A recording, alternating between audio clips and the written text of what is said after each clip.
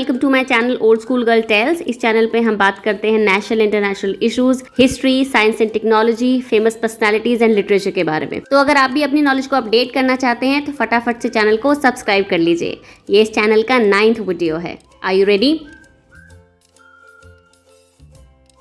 ये वीडियो है Albert Einstein के बारे में, जिन्हें दुनिया का सबसे महान फिजिसिस्ट माना जाता है।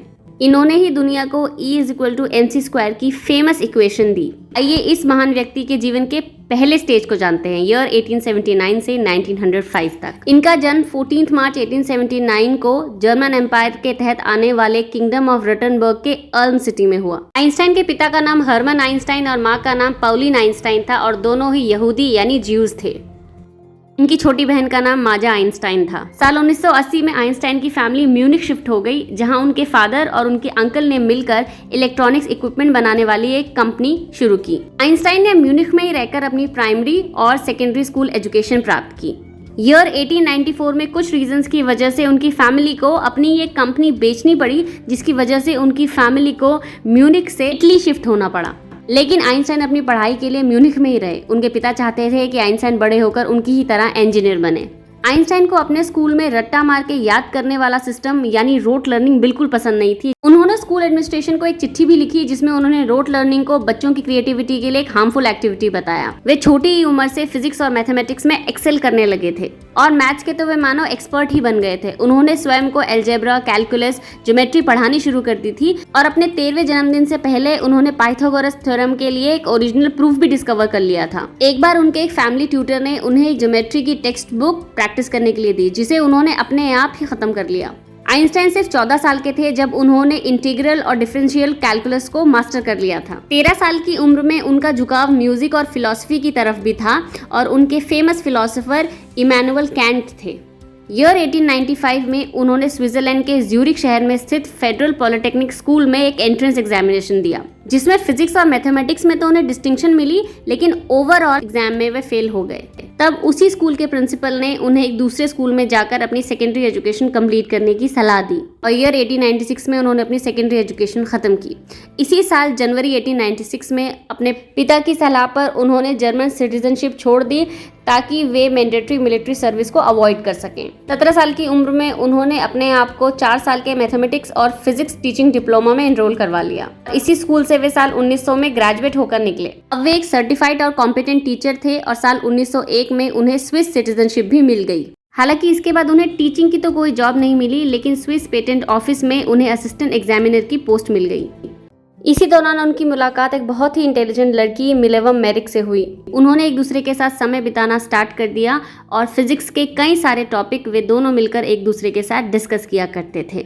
उनके ये लंबे डिस्कशंस बाद में प्रेम में बदल गए और आइंस्टाइन ने मिलेवा से ये खत में कन्फेस किया कि उन्हें उनके साथ साइंस पढ़ना बहुत ही पसंद है। जनवरी 1903 में आइंस्टाइन और मिलेवा मैरिक ने शादी कर ली। साल 1904 में उनके बड़े बेटे हैंस एल्बर्ट का जन्म हुआ और साल 1910 में उनके छोटे बेटे एडवर्ड का जन्म हुआ। इसके बाद साल 1905 में उन्होंने अपना रिसर्च वर्क शुरू किया और 1905 को उनके लिए एक मिरेकल ईयर भी माना जाता है, क्योंकि इसी साल उनके 4 रिसर्च पेपर पब्लिश हुए, जिन्होंने मॉडर्न फिजिक्स की फाउंडेशन बनाने के लिए एक बहुत बड़ा योगदान दिया। साल 1906 में आइंस्टाइन को फॉर्मली PhD की डिग्री मिली। साल 1908 में उन्होंने यूनिवर्सिटी ऑफ बर्न में एक जूनियर टीचिंग पोजीशन एक्सेप्ट कर ली। जानते हैं 1910 से 1922 के बीच उनके जीवन में क्या हुआ।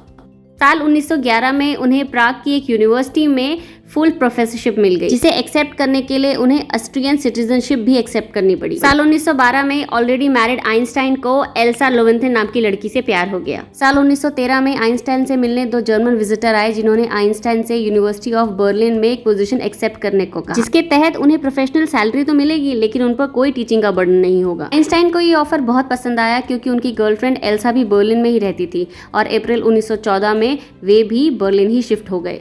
इसके साथ ही 1914 में शुरू हो गया प्रथम विश्व युद्ध।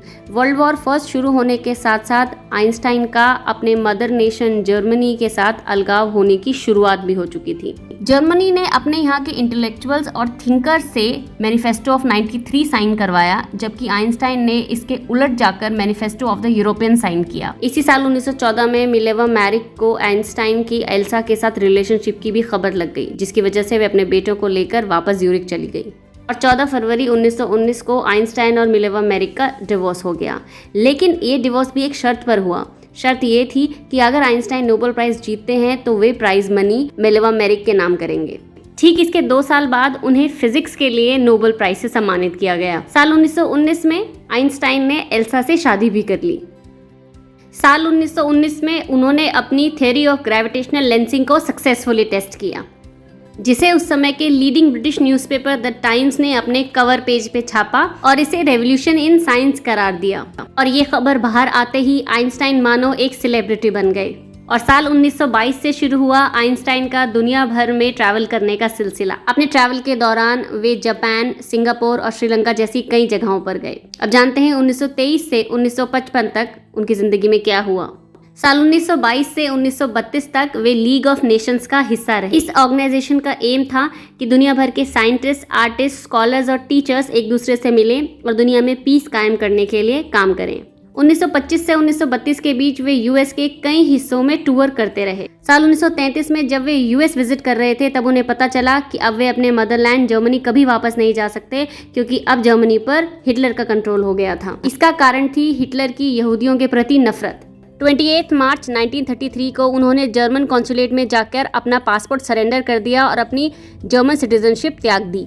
अप्रैल 1933 में आइंस्टाइन को पता चला कि नाजी जर्मनी ने किसी भी यहूदी के किसी ऑफिशियल पोजीशन पर रहने पर रोक लगा दी है और आइंस्टाइन को तो अपना सबसे बड़ा दुश्मन घोषित करके नाजीज ने उनके ऊपर वांटेड का टैग भी लगा दिया। आइंस्टाइन के पास ना तो अब कोई घर था, ना ही करने के लिए कोई काम। साथ साथ उन्हें जर्मनी में फंसे अनगिनत यहूदी साइंटिस्ट के जीवन की भी चिंता थी। जुलाई 1933 में अपने मित्र ओलिवर लॉकर लैम्सन के इन्विटेशन पे वे इंग्लैंड चले गए।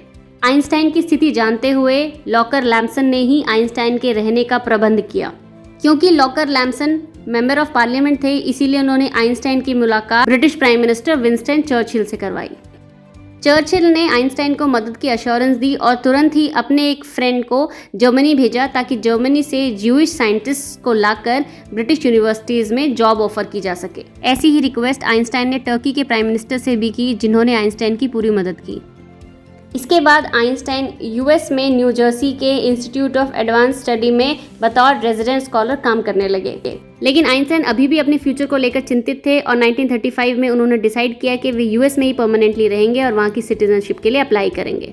1939 में कुछ हंगेरियन साइंटिस्ट को पता चला कि जर्मनी में नाजीज एटॉमिक बम बनाने की तैयारी कर रहे हैं। वर्ल्ड वॉर सेकेंड से कुछ महीने पहले 2 साइंटिस्ट आइंस्टाइन के पास गए और उन्होंने नाजीज की एटॉमिक बम की रिसर्च के बारे में आइंस्टाइन को बताया। उन्होंने आइंस्टाइन से रिक्वेस्ट की कि वे लेटर लिख के तत्कालीन प्रेसिडेंट रूजवेल्ट को इस बारे में सतर्क करें। कुछ लोग मानते हैं कि आइंस्टाइन के इसी लेटर की वजह से यूएस भी एटॉमिक बम बनाने की इस रेस में शामिल हो गया, जिसमें यूएस सफल भी हुआ। आइंस्टाइन किसी भी तरह के युद्ध के सख्त खिलाफ थे, इसीलिए उन्हें पैसिफिस्ट कहा जाता था। 1955 में उन्होंने 10 बुद्धिजीवियों और साइंटिस्ट के साथ मिलकर एक मैनिफेस्टो साइन किया, जिसके तहत उन्होंने न्यूक्लियर वेपन से होने वाले हार्म के बारे में दुनिया को सतर्क किया। साल 1940 में उन्हें अमेरिकन सिटीजनशिप मिल गई। 17 अप्रैल 1955 में उन्हें इंटरनल ब्लीडिंग स्टार्ट हो गई, जिसके लिए डॉक्टर ने उन्हें सर्जरी करवाने की सलाह दी। लेकिन आइंस्टाइन ने किसी भी तरह की सर्जरी करवाने के लिए साफ मना कर दिया, क्योंकि वे नहीं चाहते थे कि किसी भी आर्टिफिशियल तरीके से उनकी जिंदगी को एक्सटेंड किया जाए।